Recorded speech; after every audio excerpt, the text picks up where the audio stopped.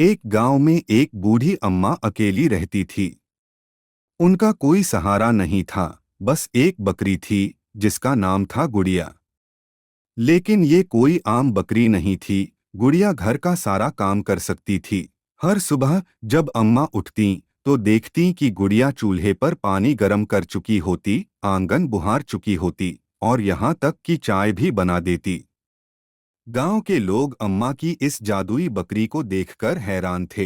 एक दिन गांव के मुखिया को इस बकरी के बारे में पता चला।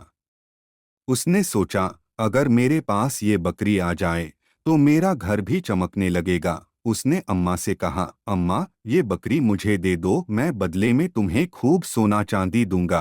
अम्मा मुस्कुराईं और बोलीं, गुड़िया मेरी बेटी जैसी है, मैं इसे सोने चांदी के लिए नहीं बेच सकती। मुखिया ने सोचा, अगर मैं चोरी से इसे ले जाऊं तो अम्मा कुछ नहीं कर पाएगी। अगली रात मुखिया चुपके से अम्मा के घर में घुसा और गुड़िया को उठाने लगा। लेकिन जैसे ही उसने गुड़िया को पकड़ा, गुड़िया जोर से चिल्लाई, चोर चोर। अम्मा जाग गईं। गांव वाले भी दौड़ते हुए आ गए। मुखिया को रंगे हाथों पकड़ लिया गया और उसे अपने किए पर बहुत शर्म आई। उसने अम्मा से माफी मांगी और कसम खाई कि अब वह कभी लालच नहीं करेगा। गुड़िया फिर से अपने घर लौट आई और हमेशा की तरह अम्मा का सहारा बनी रही। शिक्षा, सच्चे साथी और मेहनत की कोई कीमत नहीं होती और लालच का अंजाम हमेशा बुरा होता है।